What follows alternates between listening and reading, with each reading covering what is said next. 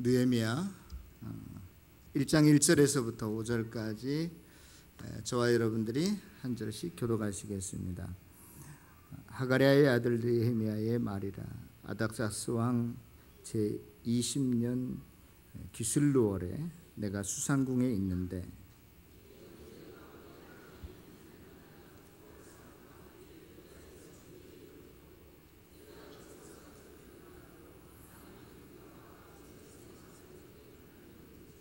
그들이 내게 이르되 사로잡힘을 면하고 남아있는 자들이 그 지방 거기에서 큰 환난을 당하고 능력을 받으며 예루살렘 성은 허물어지고 성문들은 불탔다 하는지라.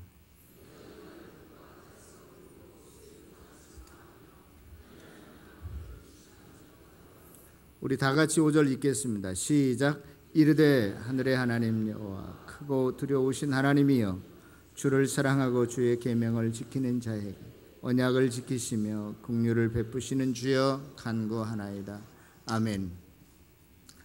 오늘부터는 우리가 구약 성경으로 본문을 옮겨서 느헤미야서를 좀 강해 가려고 합니다. 우리가 구약 성경을 말할 때는 신약 성경보다 더 오래되었기 때문에 그 시간성, 어떠한 그 역사적 그 사실이 분명하지 않으면 그 사건이 언제 어떻게 일어난 사건이다, 그것을 모르면 마치 옛날 옛적에 호랑이 담배 피던 시절에 전설 따라 삼천리에 무슨 나오는 이야기인 양, 뜬구름 잡는 식의 어떤 허구, 픽션의 이야기에 불과한 것처럼 느껴지는 때가 많이 있습니다. 그래서 오늘 이 느헤미야서를 들어가기 전에 구약 성경에서 이 느헤미야서가 차지하고 있는 그 위치가 어느 시점 정도 되는지, 역사적으로 어느 위치에 놓여 있는 책인지를 먼저 알아보고 제가 여러분들에게 느헤미야서를 강해 가려고 합니다. 우리 구약의 역사 자막을 한번 띄워주셨으면 좋겠습니다. 잘 보이는지 모르겠는데요. 이 도표는 구약의 역사의 어떤 그 간략한 요약이라고 볼 수 있는데요. 이 시점이 하나님께서 인류 역사를 창조하는 시점이라고 볼 수 있고, 여기 마지막 주님께서 태어나시기 전 구약 성경이 끝나는 시점이 약 BC 400년, 예수님이 오시기 전에 400년 전까지의 기록을 구약 성경이 담고 있습니다. 그러면 가장 중요한 이 창조 때 하나님께서 BC 몇 년 전에 이 세상을 창조했을까? 우리가 특별히 두 가지로 나누는데, 하나는 진화론과 여러분들이 잘 아는 창조론이라는 게 있어요. 그런데 오늘날 우리가 쓰는 24시간은 하나님께서 엿새 동안에 온 우주 역사를 만들게 되는데, 넷째 날부터 해와 달이 있고 지구의 공전과 자전, 이런 태양계가 형성이 되는데, 오늘날 우리가 사용하는 24시간은 창조 순서에 따라서 넷째 날부터 그것이 진행이 됐다라고 생각해요. 그러면 첫째 날, 둘째 날, 셋째 날은 과연 한 날인데 그게 과연 몇 시간인가? 여러 가지 견해가 있습니다. 왜냐하면 첫째 날 뭘 만들고 둘째 날 뭔 말, 그 날이라고 하는 것은 히브리 단어로 요미라고 하는데, 첫째 날부터 여섯째 날까지 똑같이 요미라는 단어를 사용해요. 그런데 우리가 잘 아는 것처럼 태양계가 지구가 생기기 전에 한 날은 그게 과연 몇 시간인가 우리가 따지기 힘든단 말이에요. 그런데 히브리의 사람들은 계속 도표를 비춰주셨으면 좋겠어요. 히브리 사람들은 요미라고 날이라고 할 때 오늘날 우리가 사용하는 24시간을 가리키기도 하고, 때로는 한 세대, 한 제너레이션, 한 30년 정도를 한 날이라고 보기도 하고, 또 히브리 사람들은 어느 왕이 처음부터 시작해서 끝까지 통치한 일정한 기간을, 그게 5년이든 혹은 50년이든 그 기간을 요미라고도 합니다. 그리고 아주 큰 사건, 특별한 사건과 또 아주 크고 특별한 사건, 그 사이 전체를 요미라고도 해요. 그렇기 때문에 첫째 날, 둘째 날, 셋째 날까지는 그 욤의 길이가 얼마인지 우리가 정확하게 알 수는 없어요. 그러나 분명한 것은 넷째 날부터는 분명히 우리가 사용하는 24시간의 길이었다라고 하는 건 알 수 있습니다. 그러므로 우리가 이 창조가 언제 시작이 되었냐라고 할 때 진화론자들은 올챙이가 물고기가 되는데 굉장히 많은 시간이 필요하잖아요. 원숭이가 사람이 되려면 굉장히 많은 시간이 필요하잖아요. 그래서 진화론자들은 인류의 역사를 굉장히 길게 잡습니다. 그러나 상대적으로 창조론자들은 보십시다. 원숭이나 땅의 모든 짐승들과 또 사람이 언제 창조되었어요? 같은 날, 여섯째 날 창조되었단 말이죠. 예? 그런 걸 보면 상대적으로 창조론자들은 하나님의 능력이면 얼마든지 하루 동시에 하루아침에 다 만들 수 있기 때문에 그 진화론에 비해서 굉장히 짧다. 길이가 그 정도만 여러분들이 아셨으면 좋겠어요. 그래서 중고등학교 때 인류의 역사, 기원 이런 것들을 말할 때 뭐 20만 전이다, 5억 년 전이다, 뭐 10억 년 전이다, 뭐 이렇게 자꾸 이야기하는데 여러분들 그것은 하나의 학설로 배우시고, 그러나 창조론은 하여간 진화론에 비해서 굉장히 시간이 짧다 하는 정도만 여러분들이 아셨으면 좋겠어요. 그래서 창세기가 시작이 되면서 이 아담과 하와를 처음에 만드시고 아담과 하와의 한 10대 후손이 노아입니다. 노아 때 불과 한 10대 손 정도밖에 아담에 되지 않는데 이때 또 죄악이 땅에 아주 가득 차게 되죠. 그래서 물로 노아 때 심판을 하게 되고, 이 노아의 10대 후손 정도 되는 사람이 누구냐면 아브라함이에요. 예? 아브라함 때도 하나님께서 온 세상을 심판하십니다. 그때는 물로 심판한 게 아니라 온 세상이 다 죄인인데 갈대아 우르에 살고 있던 그 아브라함을 야 너 이쪽으로 나와라 하고 구원해 주는 표시로서 약속의 땅으로 인도해요. 그리고 나머지 모든 사람은 하나님께서 심판하는 걸로, 버린 걸로 그렇게 기록되어 있는 게 성경책입니다. 자, 이제 구원의 역사가 아브라함부터 계보를 통해서 이어지는데 아브라함의 애들 누구예요? 이삭의 야곱의 아들이 또 누구예요? 요셉. 원래 이 야곱에게는 여러 아들이 있었는데 11번째 아들인 이 요셉에게서 이제 그리스도가 나오게 되죠. 그리고 이 요셉이 죽음으로써 창세기가 끝나게 됩니다. 창세기가 끝날 때 요셉이 죽었을 때 요셉의 모든 형제들이 원래 이스라엘 땅에 살고 있었는데 다 애굽으로 이민을 가요. 왜냐하면 이스라엘 땅에는 먹을 것이 별로 없고 애굽에는 자기의 형제 요셉이 국무총리가 되어 있기 때문에 한 사람도 빠지지 않고 약 70명가량이 다 애굽에 가서 이제 먹고 살게 되는데, 이때 이제 요셉도 죽고 애굽의 새로운 왕이 등장하게 되니까 히브리 민족은 이 애굽 땅에서 자동적으로 뭐로 전락해요? 노예로 전락해버리고 말이죠. 그래서 몇 년 동안 노예 생활을 해요? 약 430년 동안 노예 생활하다가 하나님께서 누구를 준비하십니까?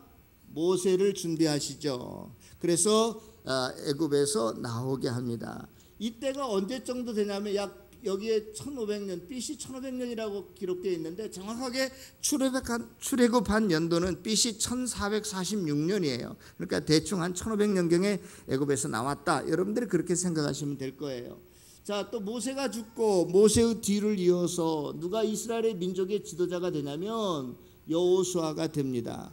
그 다음에 여기서부터 여기까지 이 앞에 창조 때부터 모세 때까지 모세가 기록했기 때문에 창세기, 출애굽기, 레위기, 민수기를 모세 오경이라고 하는 거죠. 자, 모세 오경이 끝나면 어떤 성경책이 나와요? 구약 성경 차례를 보면 여호수아가 나오죠. 그래서 모세의 뒤를 이어서 이스라엘의 민족의 지도자가 되어서 약속의 땅에 들어갔는데 거기는 공터가 아니라 또 다른 사람들이 살고 있었어요. 그 다른 사람들은 뭐 성경에 나오는 히위 족속, 여부스 족속, 블레스 족속 이런 사람들이 살고 있었어요. 그래서 여호수아를 장군이라고 하는 것은 그 사람들을 다 전쟁에서 물리치고 다 쫓아냈어요. 그래서 우리가 여호수아를 전쟁을 많이 했기 때문에 장군이라고 하는데 실제적으로는 모세처럼 민족의 지도자였습니다. 자, 이 여호수아가 들어가서 이제 모든 땅을 차지하고 12지파대로 이렇게 땅을 나누어 주죠. 그 다음에는 이스라엘 민족의 지도자를 뭐라고 불렀냐면 사사라고 불렀어요. 그래서 사사기가 시작이 되는 거예요. 약 사사시대가 한 320년, 한 350년 정도 계속 지속이 됩니다.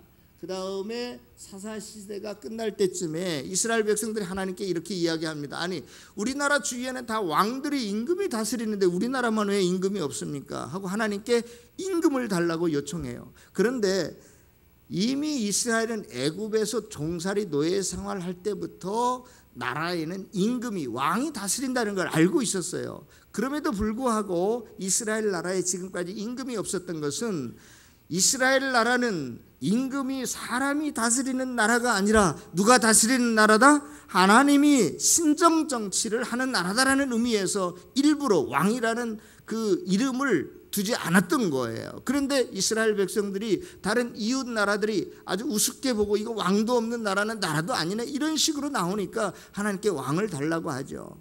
그러나 하나님께서 이렇게 경고합니다. 너희들에게 왕이라는 사람이 생겨나면 세금도 걷어가고 너희들 딸들도 노예로 잡아가고 그럴 거다. 그러니까 왕을 안 두어도 내가 너희를 친히 다스리고 이끌어 가겠다 해도 이스라엘 백성은 듣지 않습니다. 그래서 하나님께서 그냥 허용하시죠. 그래서 이스라엘 나라의 첫 번째 왕이 드디어 탄생하는데 그 이름이 뭐예요? 사울이라는 사람입니다. 사울은 정확하게 BC 1050년, 그냥 여기에는 1000년이라고 이렇게 되어 있는데 1050년에 사울이 BC 몇 년에? 1050년에 사울이 왕으로 등극하게 되죠.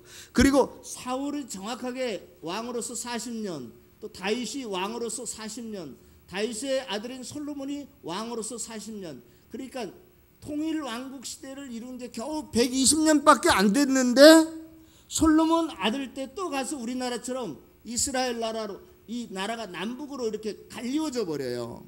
이스라엘 나라는 몇 지파가 있다고 그랬죠? 그래서 이게 보십시오. 931년에 겨우 한 120년 지나고 솔로몬 아들 때 가서 나라가 우리나라 지금 남북처럼 갈리워져 버렸는데 북쪽의 나라 이름을 뭐라고 해요? 이스라엘이라고 하고 남쪽의 나라를 유다라고 했습니다.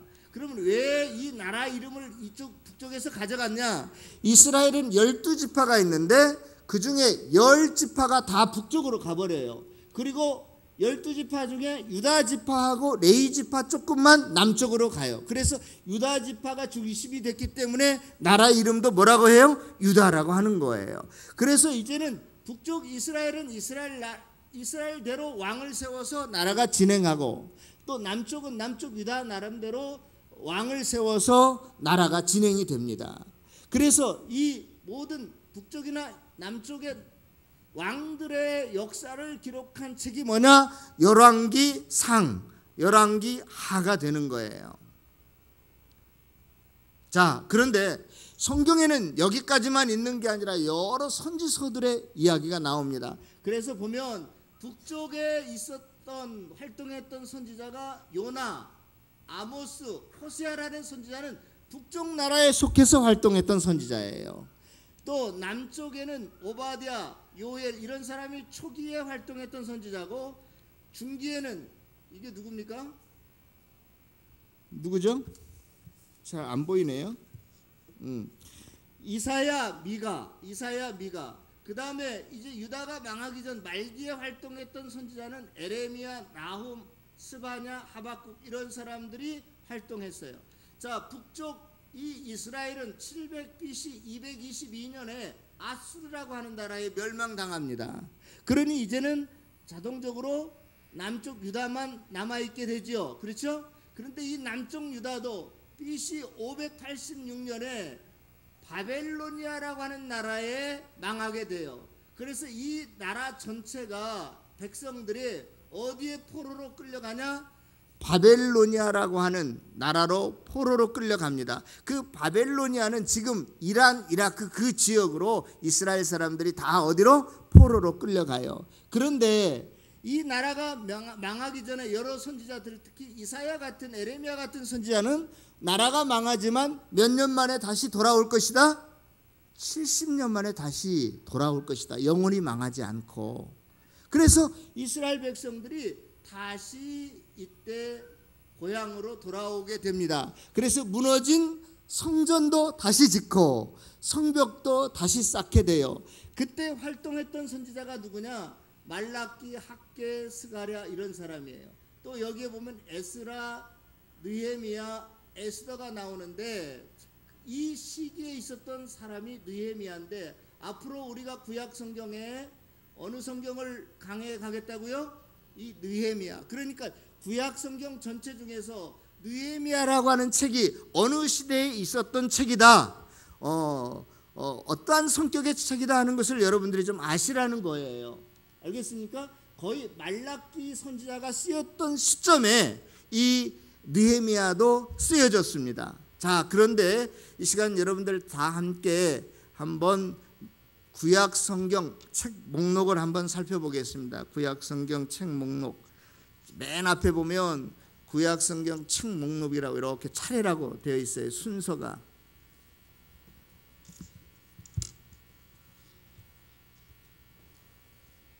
거기에 보면 우리가 강의에 가려고 하는 에스더가 어디쯤 나오는지 한번 보세요. 어디에 나와요? 어디쯤에 나옵니까? 예? 중간에 나와. 이거 어찌된 일인가? 지금 이 느헤미야는 구약 맨 마지막인 말라기 선지자가 활동했던 동시대의 인물이고 그때 기록된 책인데 언제 지금 차례에 보면 들어가 있어요? 중간에. 이 구약 성경은 역사적인 순서로 성경책이 기록된 순서로 쓰여져 이렇게 차례를 넣은 게 아니에요. 무슨 말씀인지 아시겠어요? 어떤 것은 순서대로 되어 있지만 꼭 역사적인 순서로 차례를 매긴 게 아니라 이 말이에요. 그리고 한 가지 다시 한번 좁혀보겠습니다. 이러한 요나, 아모스, 호세아, 요엘, 이사야, 에레미야, 나훔, 스박국, 하바냐, 말라기 이런 사람들을 다 우리는 뭐라고 그래요? 선지자 혹은 예언자라고 이야기합니다. 그런데 이 느헤미야나 에스라나 에스더 이 사람들은 선지자가 아니에요. 예언자가 아닙니다. 이것은 열왕기 상하처럼 느헤미야가 총독 그 왕 비슷하게 이스라엘 역할을 했어요. 마지막 그 구약 시대 마지막 그 어간에 무슨 말인지 알겠어요? 느헤미야가 이스라엘 나라의 왕은 아니었지만 직책이 뭐였다고요? 총독이었다고요. 왜 이 이야기를 하냐면 지금 보십시다. 이 이스라엘 나라 사람들이 여기에서 다 바벨로니아라고 하는 나라의 포로로 잡혀갔는데 다시 이 나라에서 이 바벨로니아 왕이 그래 니네들 고향에 가서 살아라 하고 돌아오게 됩니다. 그런데 돌아올 때 이 느헤미야도 원래 자기 아버지 때 포로로 갔어요. 그래서 거기서 나서 자라나가지고 그 나라의 위대한 사람이 됐는데 돌아올 때 총독으로 임명을 받아요. 우리가 일제강점기에 일본 사람 첫 번째 총독이 누군지 아세요? 사이토 총독이 우리나라에 와서 우리나라를 다스렸죠. 예? 예수님 시대에는 이스라엘 땅을 로마가 다스리고 있었는데 총독이 누구였어요? 예수님을 죽인 사람이 누구였어요? 빌라도라고 하는 사람이. 그래서 이 느헤미야는 유대인은 유대인이었지만 그 국적은 어디에 소속된 거예요? 바벨론에. 그런데 그 바벨론 왕한테 내가 고향으로 좀 돌아가게 해주시오. 왕한테 그랬더니 왕이 그래? 그럼 내가 너를 총독으로 임명해 주마. 그래서 총독으로 와가 총독의 신분으로 와가지고 자기는 이 민족 사람이니까 이 민족의 특성이 뭐냐? 하나님 성전 신앙이 우선이니까 성전을 짓고 무너진 성벽을 쌓았던 거예요. 그래서 느헤미야는 예언서가 아니라 선지자가 아니라 뭐다? 총독이었다. 역사서에 속한다 하는 것 여러분들이 아셨으면 좋겠습니다. 그러면 다 같이 다시 한번 느헤미야 1장으로 돌아가도록 하겠습니다.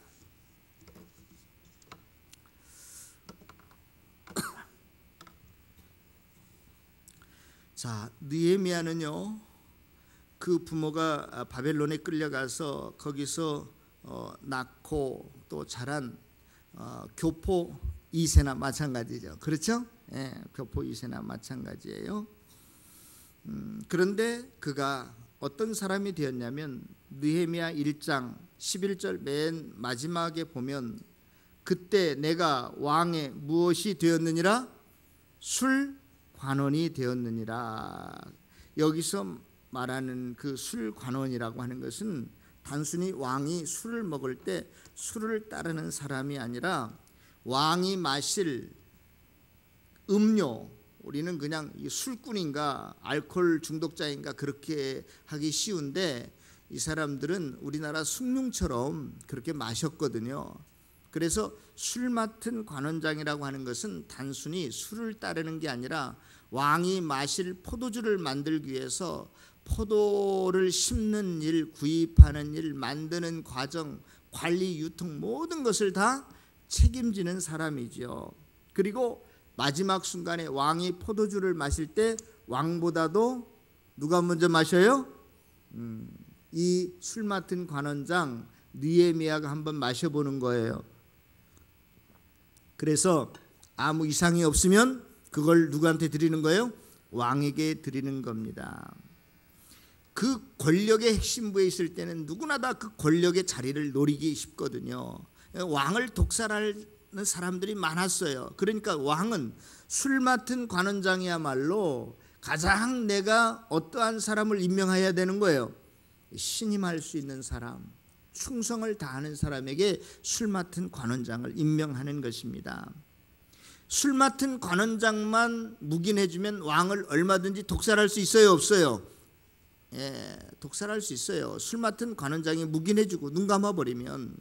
그러니까 이 술 맡은 관원장이라고 하는 것은 단순히 포도주만 관리하는 사람이 아니라 왕의 왕실 안에 돌아가는 어떠한 기운, 누가 역적 모의를 하고 있는데 누가 생각하는 게 모임이 좀 꿍꿍이 속에 있는 것 같은데 이런 것들을 빨리빨리 알아채고 왕에게 직보하는 사람이 누구냐? 마치 비서실장 비슷한 사람 역할을 했던 사람이 누구냐? 이 술 맡은 관원장이었다는 거예요. 그러므로 그 느헤미야는 단순히 우리가 지금 생각하는 무슨 양조장 무슨 주인이 아니라 굉장히 권력의 핵심부 중에 한 사람이었다라고 하는 것 저와 여러분들이 생각했으면 좋겠어요. 그런데 자, 이렇게 봅시다. 그 구약 성경의 캐톨릭은 지금도 구약 성경에 그 외경이라는 것이 있는데 그 외경에 토비트라고 하는 성경책 이름이 있어요. 거기에 보면 술 맡은 관원장이 어떤 관원장은 그 나라의 국무총리까지 됩니다. 그러니까 그 굉장히 정치적인 사람이었어요. 그런데 느헤미야는 자기 개인의 어떠한 번영과 안녕, 부귀 영달만을 목적으로 삼고 그 일을 하지 않았던 것을 알 수 있습니다. 항상 그의 마음과 그의 생각은 어디에 있었느냐? 자기 조국, 자기 어머니의 나라, 아버지의 나라 이스라엘 땅에 가 있었어요. 이스라엘과 바벨론의 이 거리는요, 수산궁에 있었던 이 거리는 약 1000마일, 약 1600km 정도 떨어진, 비행기로 가도. 그래서 귀환할 때 포로들이 그 자기 나라로 귀환할 때 보면 약 4개월 동안 걸어서 오게 됩니다. 굉장히 먼 거리에 있었지만 느헤미야는 항상 자기가 혼자서 잘 먹고 잘 살고 이 지위를 누리는 것이 자기의 인생의 목표가 아니라 그의 관심과 그의 생각, 마음은 항상 어디에 있었다고요? 내 조국, 하나님의 백성들과 함께 있는 거예요. 하나님의 백성들. 하나님의 백성들이 오늘날 교회에서는 그것을 뭐라고 말합니까? 오늘날 신약시대를 교회라고 말하잖아요. 자기의 마음은 신앙 중심의 사람이었어요. 그런데 하루는 예루살렘 자기 조국에서 누가 왔어요? 하나냐라고 하는 형제가 와서 야, 우리 조국 사람들이 하나님의 백성들이 하나님의 교회가 어떻더냐 하고 형편을 물어보니까 거기 2절에 보겠습니다. 2절에 하나냐한테 물어보니까 3절에 그들이 대답하기를 그 지방에 남아있던 자들이 큰 환난을 당하고 능욕을 받으며 예루살렘 성은 어떻게 되고 허물어지고 성문들은 어떻게 됐다? 불탔다. 이 안타까운 소식을 듣고 4절에 보면 느헤미야가 내가 이 말을 듣고 앉아서 울고 수일 동안 슬퍼하며 하늘의 하나님 앞에서 어떻게 하며 금식하며 기도했다. 이렇게 기록되어 있습니다. 사랑하는 성도 여러분, 우리가 이 세상을 살아가면서 이렇게 하나님께서는 어떤 일에 사용하시려는 자에게 먼저 그 일에 관심을 갖게 하고 기도하게 하는 것 같아요. 느헤미야도 나라와 민족에 대한 관심을 가지고 일하고 기도했습니다. 그래서 결국 나중에 이제 보게 되면 하나님께서 느헤미야를 민족의 지도자로 총독으로 세우시는 것이죠. 성도 여러분, 우리가 여기서 한 가지 알아야 될 것은 무엇이냐? 우리가 이 땅을 살아갈 때 삶의 원리 하나가 있는데, 내 생각, 내 뜻, 내 계획이 중요한 것이 아니라 지금 하나님께서 나의 무슨 문제를 지금 관심을 갖고 계시는가. 나는 돈이 없어서 돈만 있으면 된다고 하는데, 야 이놈아, 너 돈이 문제가 아니야. 너 건강 잃으면 너 오늘 끝날 수도 있어. 하나님께서는 나는 돈이 더 관심이 있지만 내 건강에 관심을 갖는다면 우리의 관심이, 우리의 기도의 제목이 어디로 바뀌어져야 돼요? 건강이 아니라, 돈이 아니라 건강으로 바뀌어져야 된다는 것이죠. 우리 가정을 향한, 우리 교회를 향한, 우리 민족을 향한 하나님의 관심 계획이 무엇인가를 아는 것이 그러므로 저와 여러분들에게, 신앙인들에게는 먼저 중요하다는 거예요. 내 관심, 인간적인 어떤 야망, 꿈이 아니라 하나님께서 우리 부부를 향한 계획이 무엇인가, 하나님께서 내 자녀를 향한 계획이 무엇인가, 관심이 무엇인가, 거기에 우리의 생각과 마음과 기도의 제목이 하나가 되어야 되는 줄로 믿습니다. 그렇지 않으면요, 우리가 기도해도 그것이 응답되지 않는 이유가 뭐냐? 하나님의 계획과 관심과 내 계획과 관심이 다르기 때문에 그런 거예요. 그러므로 저와 여러분들은 항상 하나님께서 지금 현재 나에게 가지고 계신 관심의 문제가 뭔가, 내가 이루려고 하고 내 마음을 둬야 될 문제가 무언가를 저와 여러분들이 먼저 찾을 수 있기를 바랍니다. 그것이 뭐냐? 느헤미야에게 있어서는 자기 나라의 민족의 하나님의 백성의 교회의 문제였다라고 하는 것입니다. 그래서 이 느헤미야는 얼마든지 내가 여기서 더 많은 재산을 모으고 또 국무총리도 올라갈 수 있는 길이 무엇일까, 거기에 관심을 두지 않았어요. 어떤 의미에서 저 멀리 변방의 속국의 주를 하나 다스리는 건 아무것도 아니에요. 권력의 핵심부에서 멀어지는 거거든요. 중앙정부에 있다가 지방정부로 좌천되는 거나 마찬가지거든요. 그러나 하나님의 관심이 거기에 있었기 때문에 느헤미야는 그 하나님의 관심 지역으로 나가는 것입니다. 사랑하는 성도 여러분, 우리가 이 세상을 살아갈 때 절대 내 생각, 내 꿈, 내 야망이 먼저가 아니에요. 내 관심이 먼저가 아니에요. 항상 우리는 하나님의 관점에서 하나님이 지금 우리 가정을 향해서 어떤 것에 관심이 있는가, 내 인생에 있어서 무엇에 하나님께서 시급하게 이 문제를 이끌어가기를 원하시는가, 그 문제에 대한 생각들을 먼저 가질 수 있기를 바랍니다. 그 다음에, 그것을 안 다음에 느헤미야는 기도하며 뭐 했다고요? 금식했다. 실은 오늘 제가 여러분들에게 금식에 관한 좀 메시지를 전하려고 하고 있습니다. 근데 이제 서론을 끝냈는데 본론으로 들어가려는데 시간이 다 됐어요. 네? 그래서 오늘은 그저 제가 생각나는 것 몇 가지, 한두 가지만 하겠습니다. 느헤미야는 하나님의 관심이 하나님의 백성들 공동체 교회에 있다는 사실을 알고 자기의 개인적인 왜 생각이 없었겠어요. 자기 처자식들을 잘 먹이고 싶고 자기 통장에 돈을 많이 쌓아놓고 나도 이제 국무총리 정도는 한번 바라봐야지, 왜 이런 야망이 없었겠어요.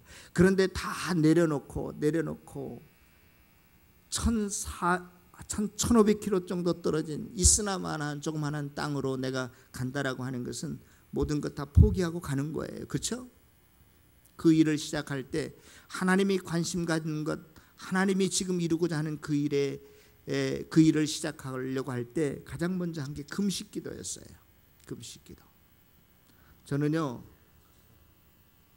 왜 금식하냐, 쓸데없이 먹고 힘있게 기도해야지, 그러한 목사 중에 한 사람이었습니다. 그리고 저는요, 한 끼만 식사 시간이 지나가도 막 식은땀이 줄줄 흘려요. 그래서 이거 굶는 거, 금식, 저는 아예 생각을 못 해봤어요. 그런데 오늘 성경에 보니까 이 금식이야말로 우리의 기도가 응답되어지는 비결이다. 믿습니까? 응답되어지는 비결이에요. 제가 한 가지만 좀 여러분들께 말씀을 드리려고 합니다. 구약 성경에 보면 이스라엘 나라의 가장 악한 왕이 누구요? 아합 왕이었어요. 그래서 하나님께서 그 아합 왕을 향해서 열왕기상 21장 21절에 보면 이제 내가 너에게 재앙을 내려서 다 멸해버리겠다. 너를 비롯해서 너의 가문을 멸해버리겠다. 그렇게 말씀하십니다.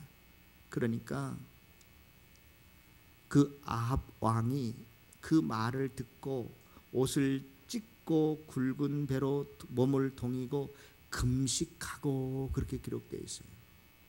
그래서 그 뒤에 바로 그 뒤에 보면 여호와의 말씀이 그 아합 왕이 겸비함으로 금식함으로 내가 재앙을 저희 시대는 내리지 아니하고 그의 아들의 시대에 재앙을 내리리라.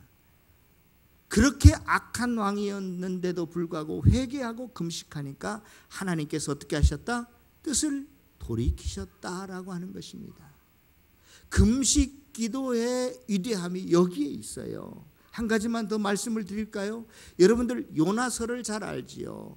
요나에게 하나님께서 니느웨라고 하는 성에 가서 외치라고 그랬어요. 그런데 니느웨는 뭐냐? 아까 말한 그 북이스라엘을 망하게 한 나라예요. 그 니느웨, 아수르의 수도가 니느웨였거든요. 그런데 지금 우리가 일제시대에 동경에 가서 복음을 전하라는 거하고 비슷한 거예요. 그래서 다른 데로 가다가 물고기 뱃속에 들어가서 어떻게 다 니느웨 성으로 다시 가잖아요. 거기 가서 니느웨 성이 그때 세계 최대의 강대국이고 최대의 강대국의 수도였기 때문에 길이가 이쪽 끝에서 저쪽 그 끝까지 길이가 약 100km가 넘었어요. 그래서 3일 길을 인간이 보통 하루 길을 40km 100리 갈 수 있다고 보는데 사흘 길을 가야 끝이 나오는데 지금 아마도 서울만한 큰 도시였던 것 같아요. 그런데 그렇게 이쪽에서 저쪽 끝까지 직선거리로 가도 사흘 길을 갈아야 되는데 대충 하루 외쳤어요. 그리고 40일 후에 이 성이 망할 것이다. 그런데 그렇게 선포하고 망할 줄로 믿고 이 요나는 이 니느웨 성 밖에 나가서 이 니느웨가 어떻게 망하는가 보고 있었는데 니느웨의 왕이 어떻게 하죠? 왕부터 온 백성에까지 심지어 동물들까지 금식을 선포하고 회개합니다. 무너졌어요? 안 무너졌어요? 안 무너집니다. 100년 동안 그 후로 이 니느웨 성이 건재하고 있음을 볼 수 있어요. 하나님의 백성 말고 악한 자라도 하나님을 모르는 자라도 저들이 금식하고 기도했더니 하나님께서 그 뜻도 돌이키시는 놀라운 역사를 일으키게 하는 게 뭐냐? 금식 기도라는 거예요. 성도 여러분, 저처럼 여러분들 뭐 체질이 금식이 아니라서 못하겠습니까? 배고픈 거 좋아하는 사람이 이 세상에 어디 있겠어요? 다 배고픈 거 싫어합니다. 그러나 한번 하나님의 뜻을 분별했으면 그 뜻을 알고 여러분들 한번 금식해 볼 수 있기를 바랍니다. 한 끼를 금식해도 괜찮아요. 일주일에 월요일 아침을 주일 아침을 금식해도 괜찮아요. 이틀을 해도 되고 여러분들 일주를 하셔도 됩니다. 중요한 것은 금식 기도를 통해서 하나님께서 그의 뜻을 돌이키기까지 저와 여러분들의 기도에 응답해 주신다는 것입니다. 여러분들 지금 가지고 있는 어려운 문제가 무엇입니까? 힘든 문제가 무엇입니까? 내 뜻으로, 내 기술로, 내 방법으로 해결하려고 하지 말고 그 모든 것을 하나님께 맡기면서 한번 금식하면서 기도해 보시기를 바랍니다. 하나님께서 응답해 주실 것입니다. 하나님의 놀라운 역사를 체험하고 경험하고 살아가는 저와 여러분들이 되어주시기를 축원합니다. 마지막 결론으로 우리 성경 한 구절만 찾아보고 말씀을 마치도록 하겠습니다. 구약 성경 역대하 7장입니다. 역대하 7장 14절 한 절만 읽겠습니다. 역대하 7장 14절입니다.